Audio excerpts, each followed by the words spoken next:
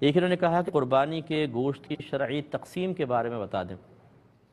دیکھیں مسئلہ یہ ہے کہ اچھا انہوں نے ساتھ میں حوالہ بھی دیا کہ آپ نے یہ بھی کہا تھا کہ سارا گوشت رکھ سکتے ہیں۔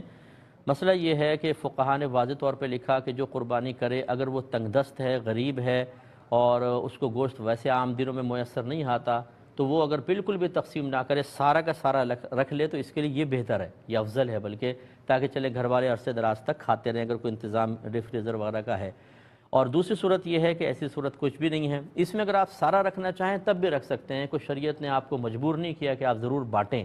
فرض یا واجب نہیں ہے،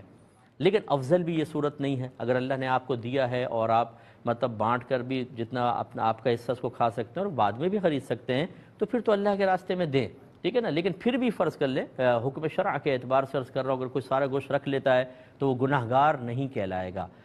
تیسری صورت یہ ہے کہ افضل طریقہ کیا ہے، وہی جیسے اس کے تین